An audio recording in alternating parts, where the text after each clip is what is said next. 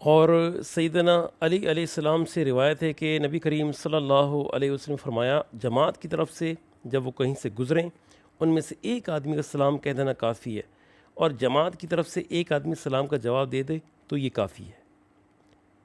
اور اس گروپ میں بھی ہم اکثر کہتے رہتے ہیں، میں اور سسٹر بشرا فیصل، کہ اگر کسی نے سلام کا جواب دے دیا تو وہ سب کی طرف سے ہو گیا ہے، کیونکہ یہ گروپ ایک فیملی بھی ہے اور ایک جماعت بھی ہے،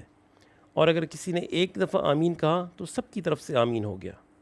اور یہ حدیث مسند احمد کی حدیث ہے، حدیث نمبر 429 اور جلد نمبر 7۔ تو اگر جماعت کی طرف سے ایک آدمی سلام کہہ دے تو سب کا فرض ادا ہو گیا، ورنہ سب گناہ گار ہوں گے۔ جواب کا بھی یہی حکم ہے، ایک آدمی کا سلام دینا کافی ہے، لیکن اگر ساری جماعت سلام کہے تو یہ افضل ہے۔ لیکن اگر گروپ میں 130 یا 150 لوگ ہوں اور سب ٹیکسٹ میں یا آڈیو میں لکھنا شروع کر دیں وعلیکم السلام، تو پھر آپ اندازہ لگائیں کہ پھر کیا حالت بن جائے گی۔ تو دونوں طریقے سے دیا جا سکتا ہے جواب، ایک بھی دے دے کافی ہے، اور اگر سارے دے دیں وہ بھی افضل ہے۔ لیکن اگر گروپ کہیں بیٹھا اور وہ سارے جواب دیں تو ان کی نوعیت کچھ اور ہوتی ہے۔ اور اگر کوئی سلام کا جواب نہ دے تو فکر مند نہیں ہونا چاہیے، غمزدہ نہیں ہونا چاہیے، انا کا مسئلہ نہیں بنا لینا چاہیے، کیونکہ حدیث میں ہمیں ملتا ہے، اور سلسلۃ الاحادیث صحیحہ ہے، حدیث نمبر 70184، جناب نبی کریم صلی اللہ علیہ وسلم فرمایا کہ یقیناً السلام اللہ تعالیٰ کے ناموں میں سے ایک نام ہے، اسے اللہ نے زمین میں رکھا ہے، لہذا سلام کو اپنے درمیان عام کرو۔ پس جب مسلمان آدمی کا کسی قوم پر گزر ہوتا ہے اور وہ انہیں سلام کرتا ہے،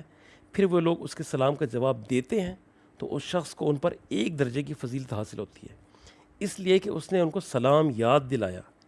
پس اگر وہ لوگ اس کے سلام کا جواب نہ دیں تو اس کا جواب ان لوگوں سے بہتر لوگ دیتے ہیں۔ اور عبداللہ بن صامت رحمۃ اللہ کہتے ہیں کہ میں نے ابو ذر رضی اللہ عنہ سے کہا، میں عبد الرحمن بن ام الحکم کے پاس سے گزرا، میں نے سلام کیا، اس نے میرے سلام کا جواب نہیں دیا۔ تو حضرت ابو ذر رضی اللہ عنہ نے فرمایا، اے بھتیجے، اس سے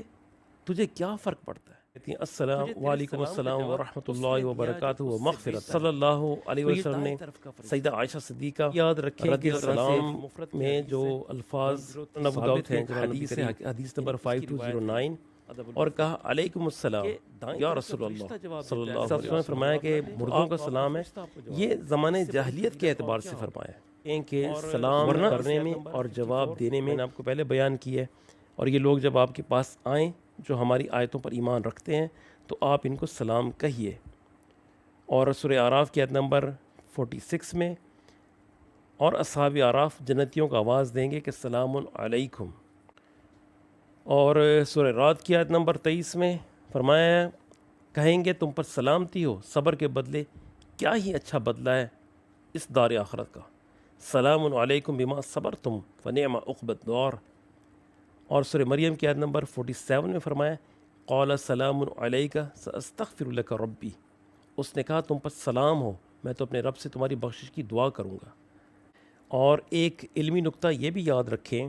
یہ جو علمی نکتے ہیں یہ مجھے بہت اٹریکٹ کرتے ہیں، اور میں ان کو لکھنے کا بہت شوقین ہوں الحمدللہ اللہ تعالیٰ کی توفیق سے، میں آپ کے سامنے بھی پیش کرتا ہوں تاکہ آپ لوگ بھی ان کو یاد رکھیں۔ اور جیسے 2 دن پہلے میں نے سسٹر بشرا فیصل کو ایک کنیت بیان کی کہ کنیت ان کی ام عکاشہ، یہ ایک بھائی کی طرف سے ایک بہن کے لیے دعا بھی تھی اور ایک سنت کا ریوائول بھی تھا جو اللہ تعالیٰ کی توفیق سے میں نے کیا۔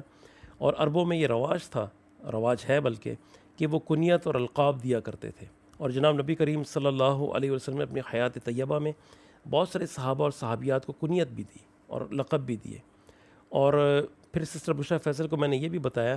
کہ سیدہ عائشہ صدیقہ رضی اللہ عنہا کو جناب نبی کریم صلی اللہ علیہ وسلم نے ام عبداللہ اس کنیت سے بھی پکارا۔ تو اس جو سسٹر بشرا فیصل کو کنیت میں نے بیان کی یا دی، تو یہ انفارمیشن یا نالج ان تک نہیں تھی کہ یہ بھی سیدہ عائشہ صدیقہ رضی اللہ عنہا کی کنیت تھی۔ تو یہ جو